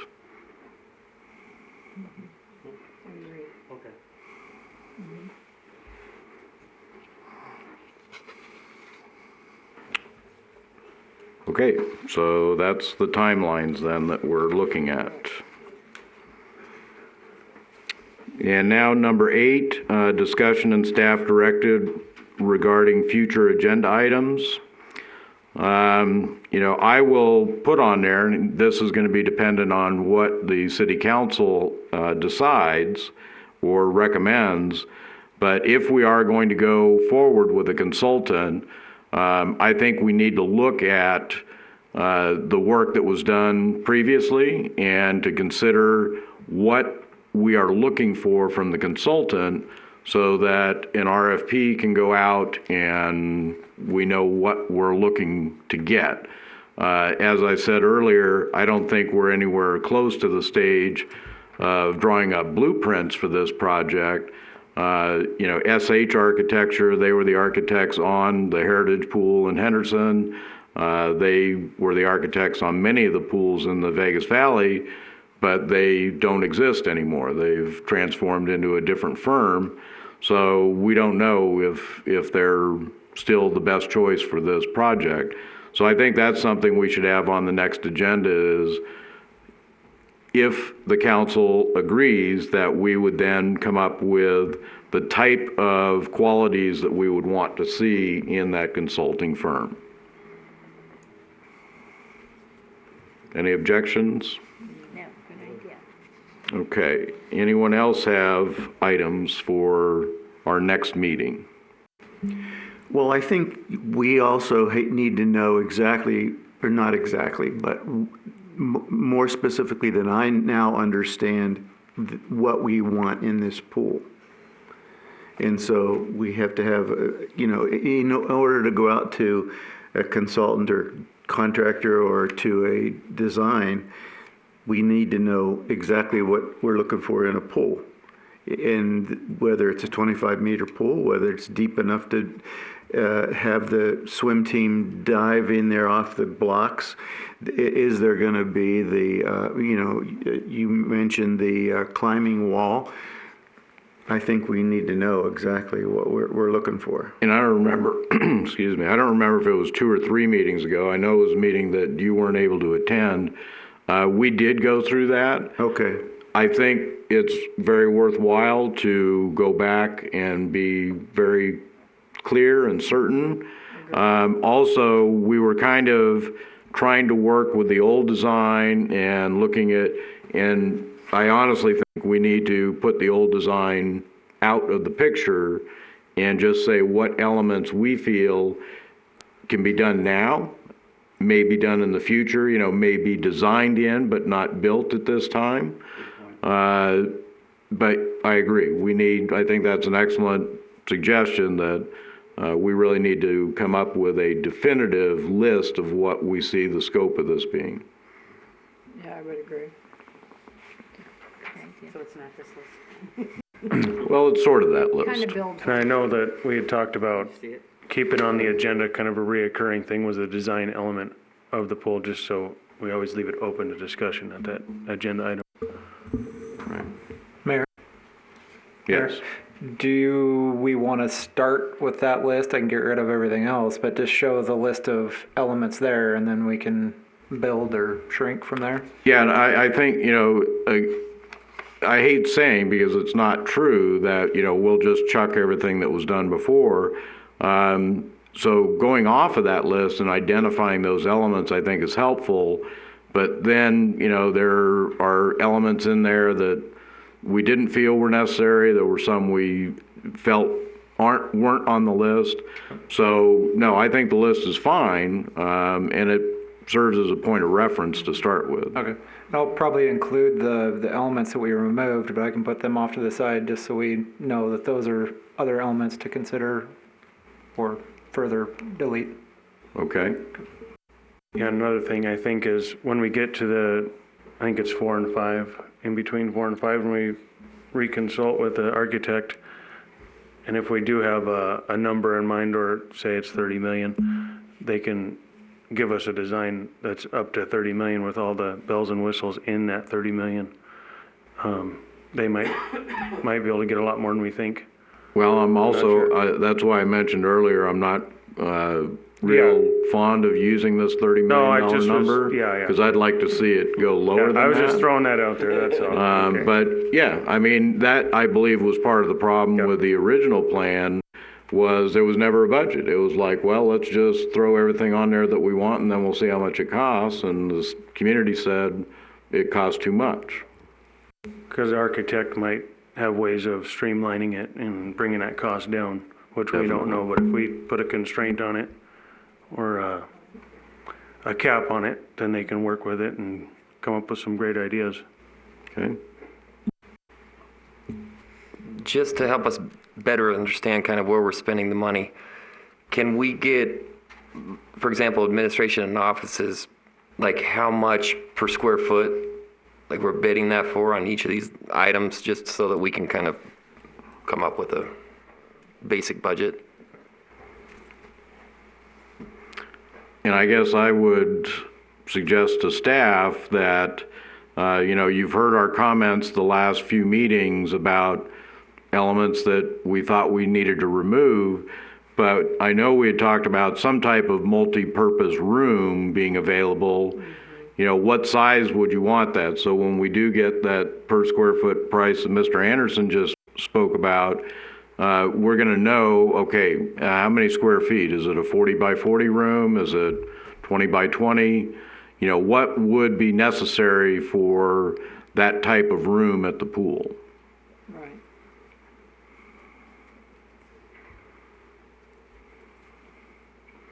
So I guess the suggestion to staff is, if there's something you felt we missed or that we erred on, now might be the best time, next meeting would be the best time to speak up about that.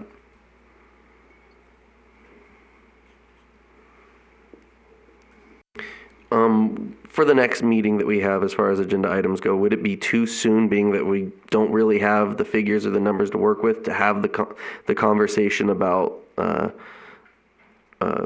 either replacement or repairing? Well, I believe we need to get a professional opinion, and until we get that, I don't think we can come up with a recommendation. So, I mean, I don't think it's a secret that all of us would like to see a new facility, but our due diligence is to get a professional to tell us exactly what would be necessary. Right, and the only reason I'm asking about that is because, moving forward with the timeline, and then, by the time, obviously, that money can also be used to to repairing. It doesn't have to be just used for that, but we want to make sure that people don't think that we're, we're going to get there. We're going to talk about repairing, but first let's go down here because this is the way we need to go. I just want to make sure that we're moving in the appropriate way so that people do have that trust, because that's the most important thing that this committee can do, is to provide that trust and commitment to the community that we are taking the appropriate steps and we're not glossing over anything. So I agree, and I think by taking these steps, we're able to communicate along the way to the community what we're doing so they have an understanding of what we're trying to accomplish. Oh, thank you. Any other items for our next meeting then? Mayor, I have a question. We have on there the RFP for design. We don't have any discussion on the possibility of hiring a consultant. If that is approved by the city council after the presentation, there's nothing on here currently for us to be able to discuss the possibility of hiring a consultant for the professional opinion as to whether what the costs for repair and replacement and their professional opinion as to what we should do.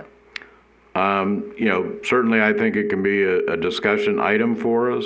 I think it's important to remember this committee won't be hiring anybody. We're here to make recommendations. So, there's no way that the council can consider doing that before their meeting. So we won't know the answer of the council until after their meeting. And quite honestly, the only thing that I think the council could do would be to ask that at the following meeting, the meeting on the 25th, that staff bring recommendations, that whether it be Mr. Luttrell or Mr. Hall, to bring recommendations to how we might accomplish that. But again, I think we're at the point where, since the council hasn't heard this item yet, we can't really say that we're going to go ahead with that. But I believe we can put it on our agenda for this committee at our next meeting to make suggestions on what we would want that, the type of ability we would want that consultant to have. Much like we have on the next agenda item to discuss the qualifications for an RFP should council approve of that, Yes. correct? Yes. So then I'm going to ask, rephrase it. Do we want an agenda item similar to the one request that is on for the RFP regarding new design? Do we want an agenda item for a consultant and what qualifications we're looking for regarding repairs? Or do you not want that on that? And there's not two, I think that would be one and the same. If we're going to say that we want the qualifications of X, Y, and Z of this consultant / engineer, they can either look at the structural integrity of the existing pool or what it would cost for a new one. I think it'd be in our benefit to have the same person. And if that's the route we're going, that's fine, but I just need to know that so that the agenda item properly reflects what the purpose of that is. Yes, it probably would be best to put it into two separate items. One, to give us a professional opinion regarding the feasibility of replacement, and the other to provide some preliminary cost figures. And again, what Mr. Luttrell said, that's likely to be the same person. It's probably best if it's the same firm, but we can talk about the requirements separately.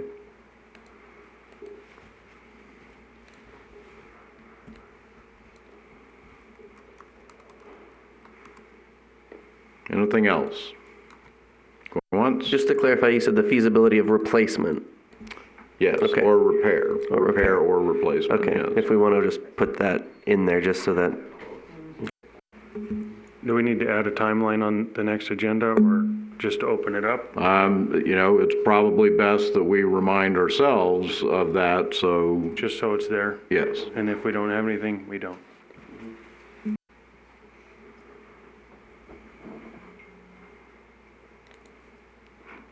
Were you able to get that, Ms. Callaway? Discussion of the timelines? Timeline, yeah, that's on it, everyone. Okay. Any others?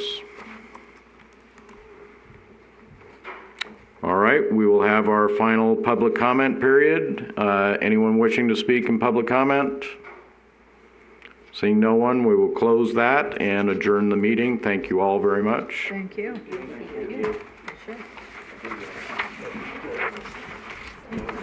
Just under 2 hours. Yay.